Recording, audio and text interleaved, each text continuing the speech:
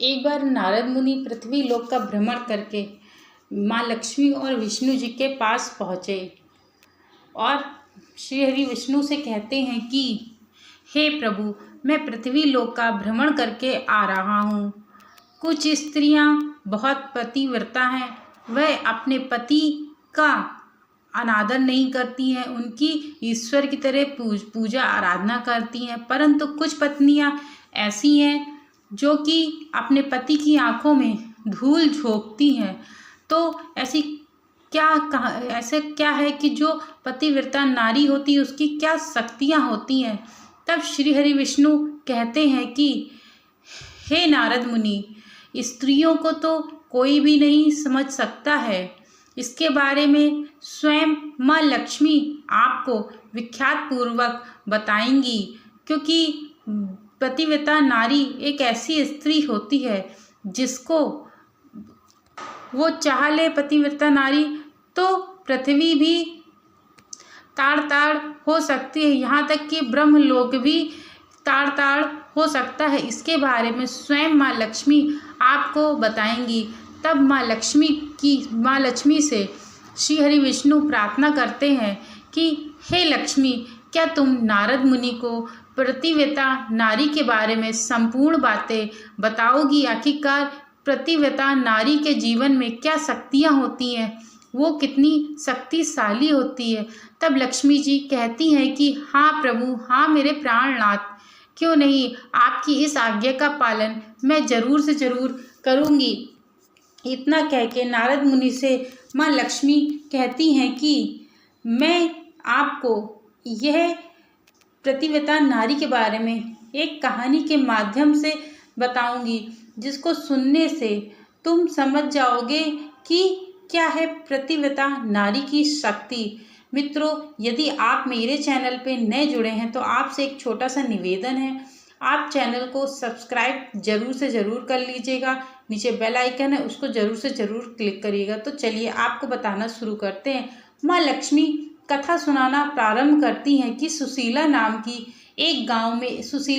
एक स्त्री ब्रज क्षेत्र के एक गांव में रहा करती थी। वह अपने पति से अत्यंत प्रेम करती थी और उसका जीवन पति के प्रति समर्पित था। भोर उसके चरण स्पर्श से उसका दिन आरंभ होता था और रात उसके चरण दबाते समाप्त होता था। पति दर्शन के बिना वह अन्य तो क्या जल भी नहीं ग्रहण करती थी। वह अपने गांव में ही नहीं बल्कि संपूर्ण क्षेत्र में पतिव्रता के रूप में जानी जाती थी। जब पतिव्रता स्त्री की बात निकलती है तो सुशीला का महिमा मंडन किया जाता है। सुशीला को भी यह बात ज्ञात थी कि वह इससे अति प्रेम प्रसन्न करती है। एक बार वह अपनी एक सहेली के घर गई। वहां पहुंचकर उसने देखा कि उसकी सहेली के घर में तरह तरह के व्यंजन बने हुए हैं। उन व्यंजनों की खुशबू पूरे घर में फैल रही थी। सुशीला ने अपनी सहेली से पूछा कि सखी, क्या बात है, आज कोई विशेष आयोजन है। सहेली बोली, नहीं, ऐसा तो कोई बात नहीं है। सुशीला ने कहा, तो अवश्य तुमने अपने पति के लिए बनाया होगा। तो सहेली बोली, नहीं, वो तो परदेश गए हुए हैं, ये सब तो मैंने अपने लिए बनाया है।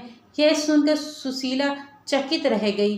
बोली, सखी, कैसी स्त्री हो तुम, तुम्हारा पति परदेश में है और तुम उनकी अनुपस्थित में ऐसे व्यंजन पकाकर खा रही हो। पतिव्रता स्त्री को तो पति के दर्शन किए बिना जल तक ग्रहण नहीं करना चाहिए।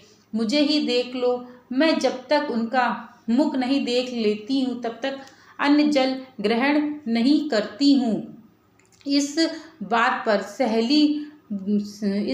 सहेली तुन्ना कर बोली, सुशीला बहन, यदि पति के न होने पर मैं व्यंजन खा रही हूँ, इसका अर्थ कदापि यह नहीं है कि मैं उनसे प्रेम नहीं करती। मैं उनके सामने भी खुश रहती हूँ, खाती पीती हूँ और उनके पीछे भी व्यर्थ का ढकोसला मुझसे नहीं होता है। ना ही मेरे पति चाहते हैं कि मैं उन ढकोसलों को मानूं। वे मुझे स्वस्थ देखना चाहते हैं और कहते हैं कि मैं इसीलिए तो नहीं कमाता कि तुम भूखी रहो। हम एक दूसरे से प्रेम करते हैं और उसे जताने के लिए हमें अन्न जल त्याग करने की आवश्यकता नहीं है। सहेली का दो टुक उत्तर सुनकर सुशीला को बुरा लगा। वह प्रतिकर किए बिना बिना न रह सकी और बोली, तुम्हारे अनुसार जो सही है वो करो, किंतु मैं कहूँगी कि यह प्रतिव्रता धर्म नहीं है। शास्त्रों के अनुसार पतिव्रता स्त्री को पति का मुख देखे बिना, उसके खाए बिना अन्न जल ग्रहण नहीं करना चाहिए। इसके बाद वह अपने घर चली गई। घर आकर उसने सारी बात अपने पति को बताई और पूछा कि बताओ, क्या मैं गलत हूँ? पति सुशीला की अपने प्रति कर्तव्य परायण और प्रेम से अभिभूत था, किंतु यह भी सोचा करता था कि पति के दर्शन के बिना अन्न जल ग्रहण न करना व्यवहारिक नहीं है।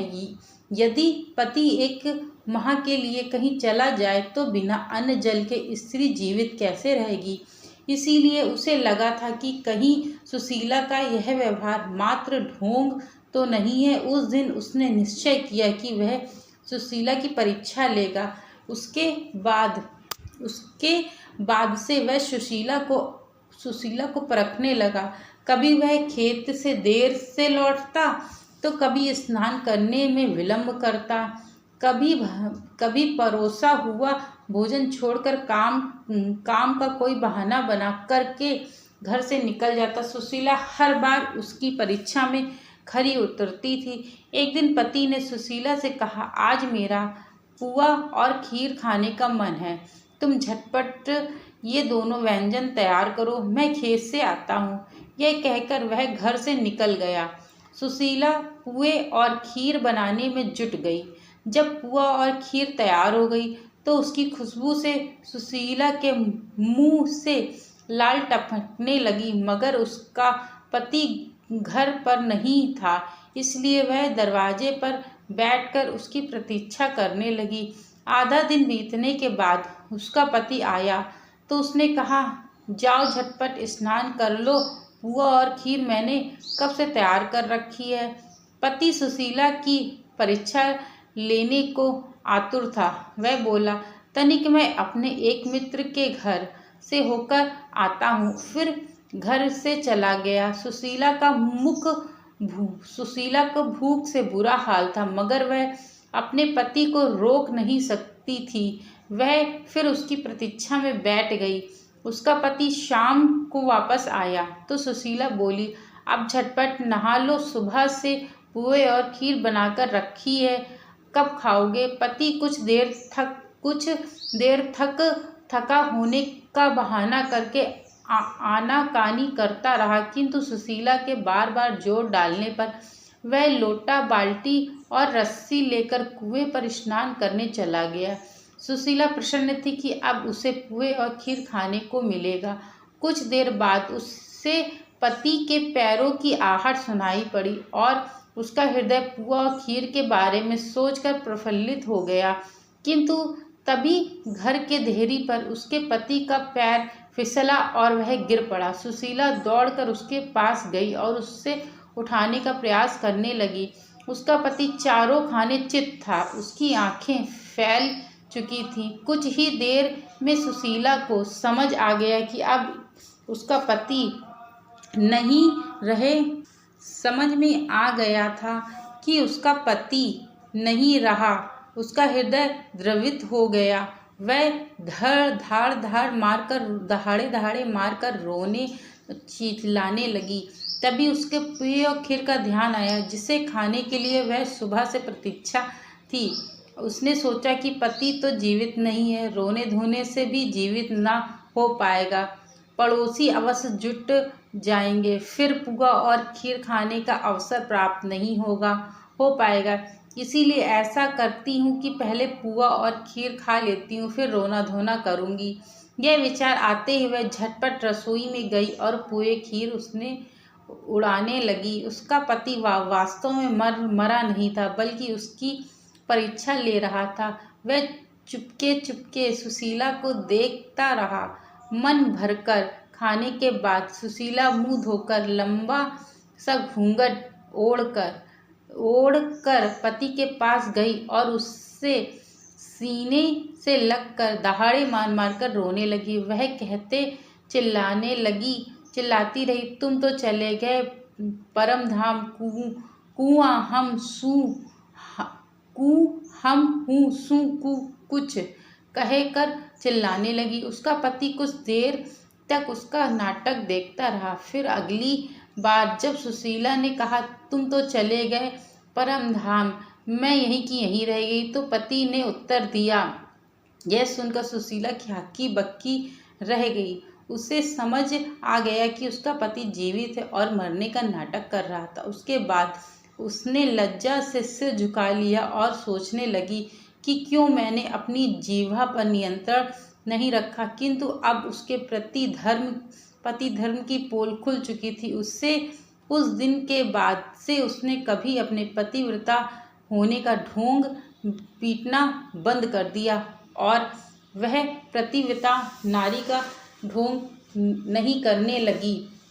और तब माता लक्ष्मी कहती, अब मैं तुम्हें पतिव्रता नारी की कहानी बताती हूँ कि ये तो ढोंगी वाली पतिव्रता नारी थी। अब मैं आपको बताती हूँ कि कौन सी स्त्री पतिव्रता होती है तो उसको स्वर्ग की प्राप्ति, यहाँ तक कि विष्णु लोक की प्राप्ति तक होती है, वैकुंठ धाम जाती है। तो चलिए नारद मुनि को तब माता लक्ष्मी एक और कहानी बताना शुरू करती हैं कि एक बार एक गांव में एक स्त्री रहा करती थी जिसका नाम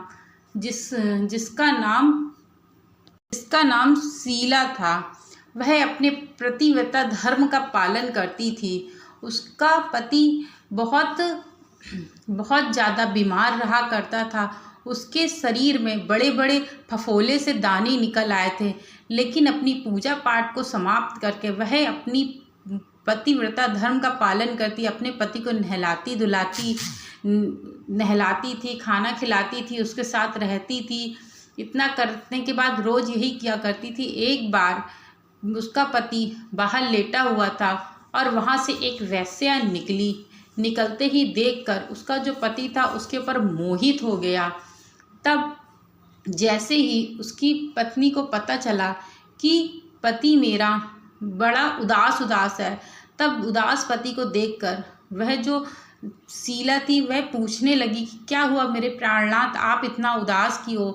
तब जो पति था वह कहता है कि तुम मेरी इच्छा को पूर्ण नहीं कर सकती हो, परंतु वह पतिव्रता नारी थी तो वह कहने लगी जो भी हो सकेगा मैं उसे पूर्ण करने का पूरा प्रयास करूंगी, आप मुझे बताने की कृपा करें।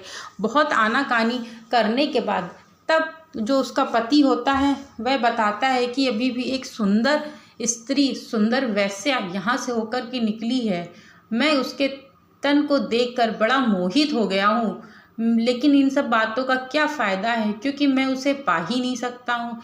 इतना कह के वह अपने पति से कहती है शीला कि आप चिंता मत करिए मेरे प्राणनाथ, मैं पूरी कोशिश करूँगी कि वह वेश्या एक दिन आपके पास जरूर आए और आप अपनी इच्छा को पूर्ण कर सकें। इतना कहकर वह दोनों पति पत्नी रात में सो जाते हैं। जैसे ही भोर के 4 बजते हैं, उठ करके झाड़ू लेकर के वेश्या के घर के बाहर जाती है और जा कर के वेश्या के दरवाजे के पास पूरा घर साफ करती है। साफ करने के बाद उसको बहुत अच्छे से गोबर से लीप देती है। लीप करके वह चली आती है। ऐसे ही तीसरे दिन होता है, वह जाती है गोबर से लीपती है, लीप के चली आती है। तो वेश्या कहती है कि आखिरकार इतनी साफ सफाई कौन सा नौकर कर रहा है? आज मेरा आंगन मानो माँ लक्ष्मी स्वयं विराजमान होने वाली हैं, इतना स्वच्छ और साफ सुथरा है। तब नौकरों को बुलाती है तो नौकर कहते हैं कि हे मालकिन, मुझे नहीं पता कि किसने साफ किया है। हम दोनों जब सुबह सोकर के उठते हैं तो यह द्वार पूर्ण रूप से साफ सुथरा और लिपा पोता होता है। इतना कह के वह दोनों नौकर चले जाते हैं। तब वैसे सोचती कि आखिरकार मेरे घर के दरवाजे पे, चौखट पे कौन आता है जो इतनी साफ सफाई करके चला जाता है। तब वह स्त्री फिर दूसरे दिन चौथे दिन जब जैसे ही पहुंचती है, सफाई करने लगती है, तभी वेश्या छुपके से देख रही होती है और देख करके उसके पास आती है। कहती है कि क्यों बहन, क्यों ब्राह्मणी हमें पाप में डाल रही हो, क्यों हमारे घर से लक्ष्मी माँ को रुष्ट कर रही हो, ऐसा मत करो। तो इतना कहने के बाद तुम्हें तुम्हारी जो भी इच्छा है मैं उसे स्वयं ही पूर्ण कर दूंगी। इतना कहते ही सुशीला कहने लगी कि हे मेरा पति आपको देखकर बड़ा मोहित हो गया है, मैं चाहती हूँ कि एक रात आप उसके साथ बिताएं। तब वैसे कहती है ठीक है, मैं उसके साथ बिता दूंगी। तब सुशीला कहती है परंतु उसके शरीर में कोढ़ निकला हुआ है और ना ही वो चल पाता है, बहुत बीमार है। इतना सुनने के बाद वह सोच में पड़ जाती है, जो वैश्या होती कि इतना कोढ़ वाले व्यक्ति के साथ मैं एक रात कैसे बिताऊंगी। लेकिन वह सोचती कि यह एक पतिव्रता नारी है। इतना कह के उससे कह देती ठीक है, कल शाम को कल रात में तुम लेके आना अपने पति को। तो इतना कह के वहाँ से सुशीला चली जाती है। जैसे ही वह घर पहुँचती है और अपने पति को संपूर्ण बातें बताती है, तो उसका पति कहता है कि बहुत खुश हो जाता है, कहता है कि लेकिन हम वहाँ तक जाएंगे कैसे। तो सुशीला कहती है आप इस बात की प्राणनाथ चिंता ना करें, मैं आपको अपनी गोदी में लेकर के जाऊंगी। जैसे ही रात होती है तो अपने पति को नहला धुला के साफ सुथरे वस्त्र पहना के उसको गोदी में लेकर के जा रही होती है। जैसे ही जा रही होती वहाँ पर एक ऋषि तपस्या कर रहे होते हैं। धोखे से जो उसके पति का पैर होता है वह ऋषि के पैर से टकरा जाता है। तब उसी में तपस्या करते हुए जो ऋषि होते हैं उनकी तपस्या भंग हो जाती है। तो वह बहुत क्रोधित हो जाते हैं, कहते हैं कि मेरी जिसने तपस्या भंग की है मैं उसको श्राप देता हूँ कि वह अगली सुबह होते हुए जल के भस्म हो जाएगा। इतना कह के वह सुशीला एक पतिव्रता नारी थी। वह यह कहती है कि आज से 3 दिन तक सूर्य का उदय ही नहीं होगा।